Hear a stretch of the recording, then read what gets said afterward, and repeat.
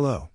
Welcome to the 5th episode of Nordic Sports News Podcast, the world's first cross-country ski and biathlon podcast, with daily news from around the globe. Starting today's podcast with Beijing 2022. The design of the Beijing 2022 Olympic and Paralympic medals is now known. This Tuesday afternoon, 100 days before the start of the Beijing 2022 Olympic Games, the organizers of the Games revealed the design of the medals that will be awarded in China, from February 4 to 20, for the Olympians, and from 4 to March 13, for the Paralympians. As usual, one side of the medal is reserved for the Olympic rings or Paralympic agitators while, on the other, the Beijing 2022 logo is engraved. In total, 561 medals will be awarded in Beijing 2022 between the Olympic, 109, and Paralympic, 78, events. A week after the lighting of the Olympic flame in Olympia, Greece, now on display in the Chinese capital, this marks a second milestone on the road to the 2022 Winter Games. We keep our eyes on Beijing with our second news. In the last few days, especially in the Russian media, you have been reading information about the Olympic courses in Beijing again and again. The difficult uphill before the finish could be a problem for the sprinters. Now the men's sprint course is to be shortened so that women and men complete the same distance with 1.5 kilometers. We won't see who will benefit from this until February, said Igor Sorin to Championat.com. Overall, the courses will be very difficult, probably more challenging than in Oberstdorf, because of the snow and the altitude. The snow could really be a problem. This is what the former president of the Finnish Olympic Committee, Roger Talermo, told Yle. I would have liked a more traditional winter sports country in a city where winter sports are part of the culture as a venue. Of course, I also understand that winter sports have to be brought to new regions. But Beijing in particular? The Finn points out that the competition venues in the Zhangjiakou region in the Chongli Mountains, 200 kilometers northwest of Beijing, are not far from a large and dry desert, the Gobi Desert in southern Mongolia.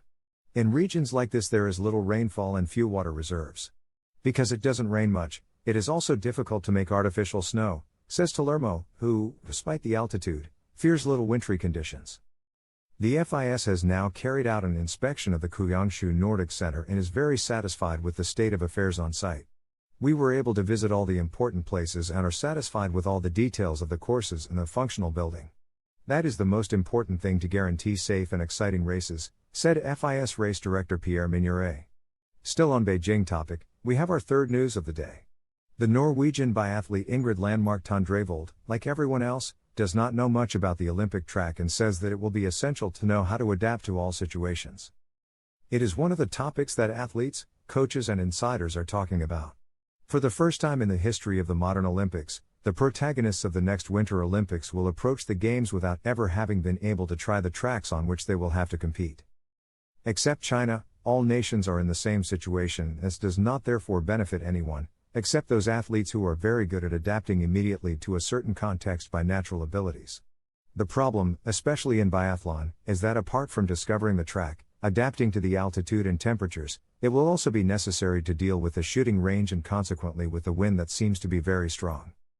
At Dagbladet, the winner of the mass start classification, conquered on a super windy day, almost on the verge of regularity, Ingrid Landmark Tandrevold, expressed her thoughts on the difficulties she will have to face together with her teammates and opponents.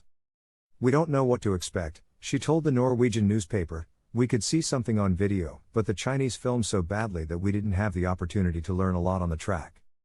Our coaches also received GPS and map data, thus giving us other indications. However, I think the most important thing is our ability to adapt. We could very well do a windless sprint, at -18 degrees Celsius, and the next day another race with gusts of wind, at +2 degrees Celsius. Also the altitude, at 1,700 meters in the very dry air, could obviously affect the races.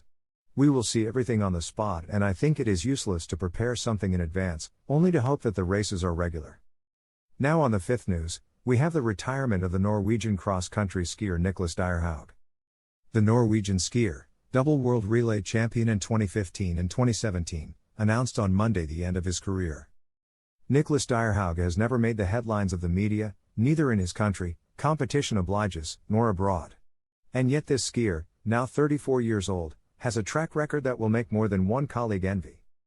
He began his career in the World Cup, again discreetly, in 2009, but had to wait 2 more years to find his place. A specialist in distance, he was progressing steadily and reached his peak between 2015 and 2018. The Norwegian finished 6th overall in 2016, won a World Cup race, the pursuit of Ruka, had 8 podiums and an impressive number of places of honor.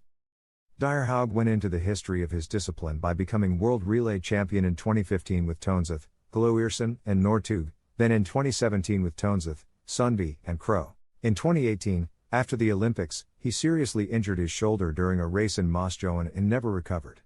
He then lost his place in the national team, without ever having the chance to return, despite great efforts. "It's time to put the skis away after 20 years of an incredible journey," he announced on his Instagram account. "I am proud and happy with all that I have accomplished in my career. After my injury, I really tried everything to come back, but I was never able to regain all my power. Today I want to thank all those who accompanied me during his 20 years, my sponsors, my family, my friends, my coaches, my club and my teammates. Thanks to them I was able to live my dream, and I am now looking forward to new challenges," says Dyrhaug. To keep our news on the cross-country ski side, we have our 6th new of the today and the names of the first Norwegians already selected for the Ruka World Cup. 1 month before the start of the season, Norway has already indicated the names of the first athletes who will take part in Ruka's competitions that will open the World Cup. There are already 7 athletes who have a place in the team for the Finnish races. It was the cross-country skiing competitive director, Espen Bjervig, who broke the news in an interview on NRK, even before the official announcement of the federation. Bjervig explained that he did it to give the athletes greater peace of mind in view of the season debut. 7 men's skiers received a clear signal from the cross-country ski management to compete in the World Cup opening in Ruka, Finland, in November, NRK reports. The Norwegian team has 6 places for each race. So 6 athletes will take part in the sprint and the same number in the 15 km classic race, which will be followed by a pursuit in skating over the same distance, the next day. The only ones who will take part in both competitions for the moment are Johannes Høsflot Klæbo, Pal Gullberg, and Emil Iversen. 2, on the other hand, were chosen only for the sprint, Erik Valnes and Havard Solis Taugbo. On the contrary, Hans Christer Holland and Simon Hegstad Kruge were selected for the 15 km competitions. At this point, 1 free spot remains for the sprint and another for the distance competitions. Confirmed skiers for sprint: Johannes Høsflot Klæbo, Pal Gullberg, Emil Iversen, Erik Valnes, and Havard Solis Taugbo. Confirmed skiers for distance: Johannes Høsflot Klæbo, Pal Gullberg, Emil Iversen, Hans Christer Holland, and Simon Hegstad Kruge.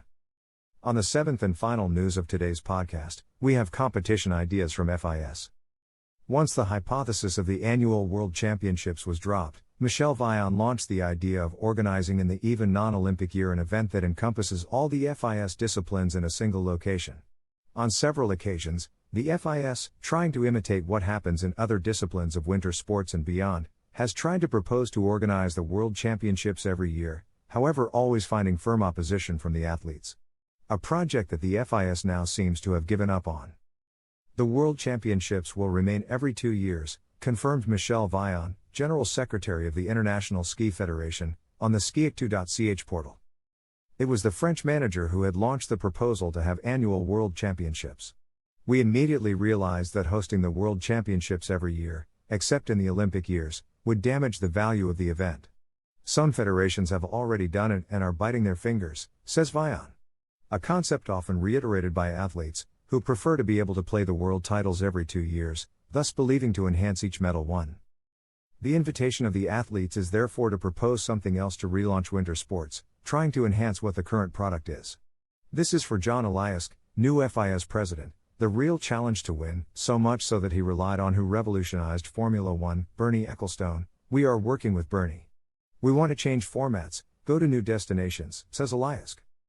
And here it is then, the new proposal of the FIS, again from the voice of Michel Vian, to create the FIS Games, which would be played in the even non-Olympic year. It would be an event that would bring all the FIS disciplines together in one place and allow us to promote all of our sports, explained Michel Vian. The first edition could see the light in 2024, even if at the moment there is no location or even a real concept of the event. It would be almost a mini-Olympics, which would involve all the disciplines of the FIS world. We will see how this will evolve. And that's all for today. Stay tuned and subscribe to our channels on YouTube, Spotify and Instagram. Just type Nordic Sports News on these platforms and access our content. Thank you so much and see you tomorrow in the next episode. Information credits for Nordic Mag, Ski Nordique, xcski.de, Fondo Italia, NRK and Dagbladet.